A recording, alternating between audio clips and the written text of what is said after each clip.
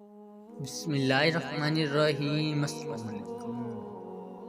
मैंने जैसे ही अपनी खाला की बेटी का होने वाला शौहर देखा तो मेरे ऊपर शैतान सवार हो गया था।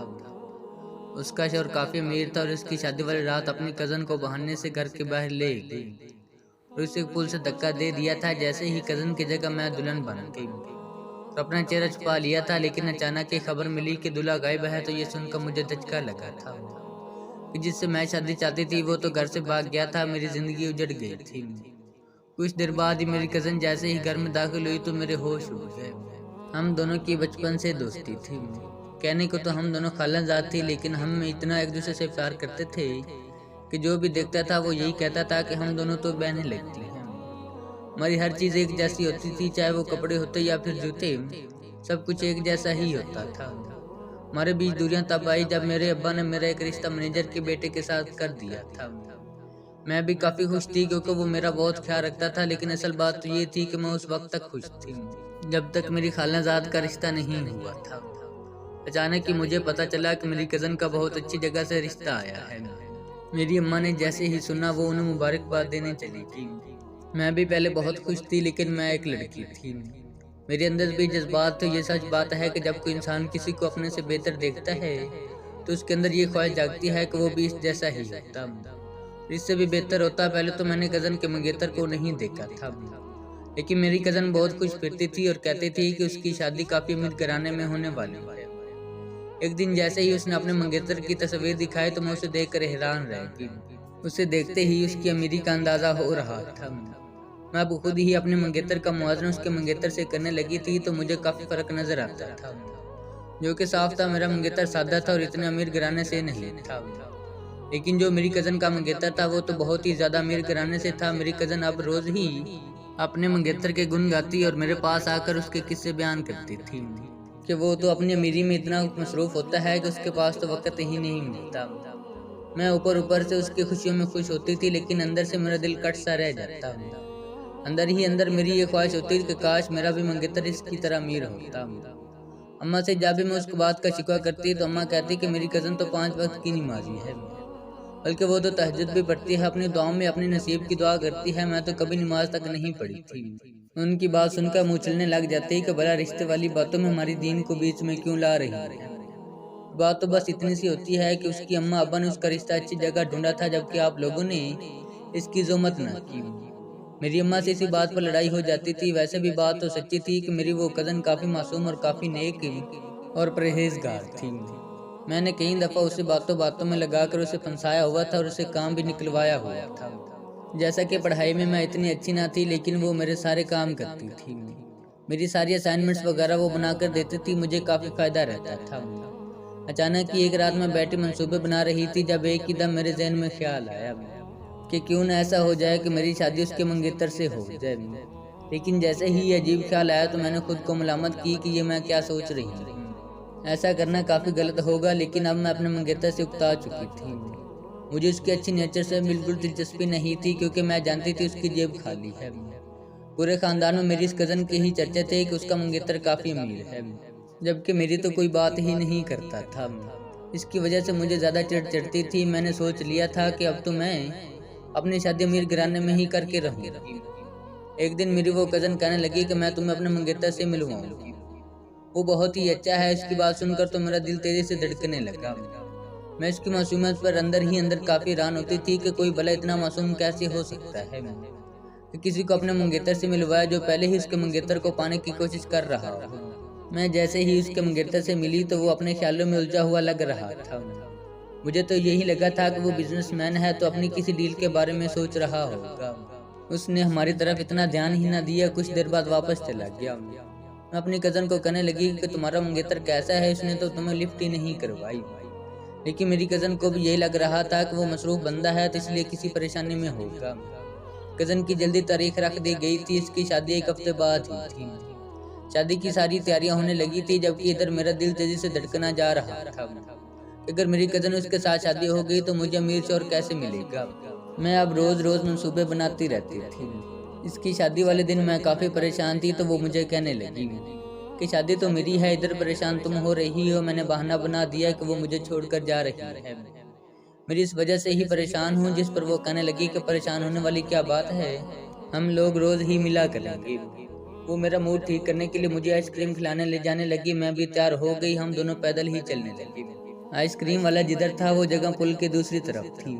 हम लोग पुल पर चढ़ गए थे। रात काफी अंधेरा हो गया था। उसका फंक्शन रात के 10 बजे था और हम तकरीबन 8 बजे आइसक्रीम खाने के गए हुए थे। वो माइयों के जोड़े में मलबूस काफी तैयार हुई थी। उस पर दुल्हन का रूप बहुत ही अच्छा लग रहा था। आइसक्रीम खाने के बाद उसने घर जाकर दुल्हन बनना था। उसका सारा सामान तैयार था। अचानक ही मेरी नजर पुल के गहरे पानी पर गई। मेरे अंदर शैतान जाग उठा था। मुझे अजीब अजीब ख्यालात आ रहे थे। मेरा दिमाग कहने लगा कि ये अच्छा मौका है। अगर अब कुछ न किया तो मैं फिर आगे सारी जिंदगी गरीब ही रहूंगी। मेरी वो कजन मुझसे काफी हंस कर बात कर रही थी, लेकिन मेरी नजर तो पुल के गहरे पानी में थी। मैंने अपनी कजन को उस पानी में धक्का दे दिया। मेरी कजन चीखती रही, चिल्लाती रही, उस पुल के पानी के नीचे गिर गई। मेरा दिल तेजी से धड़क रहा था कि अब मैं क्या करूं। इतनी ठंड के बावजूद मेरा चेहरा पसीने से तर था। मैं भागते हुए घर आ गई। शादी के लिए सब तैयार थे। दूल्हा भी आ चुका था, बारात आ चुकी थी, लेकिन मेरी कजन का कोई अता पता नहीं था। मैं जल्दी से ही दुल्हन वाले कमरे में चली गई। दरवाजा बंद कर लिया था। मेरी कजन का मोबाइल मेरे पास ही था, जिसमें दूल्हे के 5-6 मिस कॉल आई हुई थी। मुझे ये लग रहा था कि शायद दूल्हा बहुत बेताबी से अपनी दुल्हन का इंतजार कर रहा है, इसीलिए उसने कॉल की है। मैंने जल्दी से दुल्हन की सारी चीजें देखी। उसका लहंगा पड़ा हुआ था, उसका जेवर वगैरह सब कुछ इसके बेड पर मौजूद था। मैंने जल्दी जल्दी वो सब कुछ पहनना शुरू कर दिया और खुद घूंघट ओढ़कर दरवाजा खोल दिया था।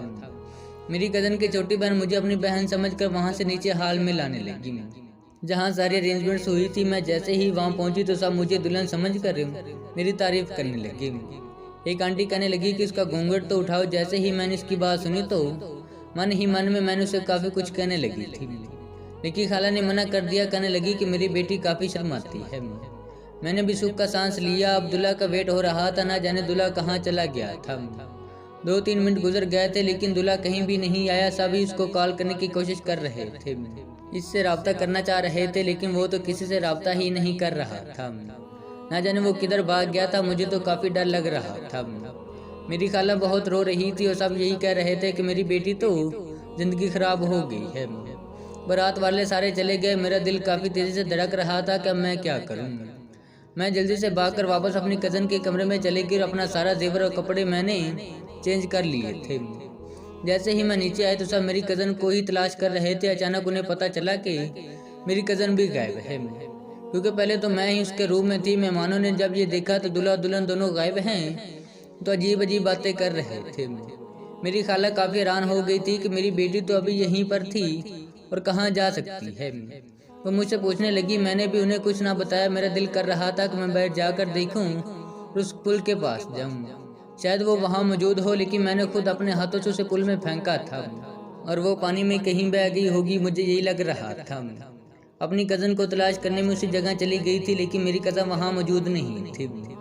मैंने उसकी बहुत आवाजें लगाई। रात के आखिरी पैर हो गया था। थक हार कर मैं वापस अपने घर जाने लगी। अचानक ही जैसे ही मैंने अपने घर गई तो वो मंजर देखकर तो मेरी रूह फना हो चुकी थी, क्योंकि सामने मेरी कजन दुल्हन के रूम में बैठी थी, जबकि उसके साथ और कोई नहीं था बल्कि मेरा ही मंगेतर बैठा था।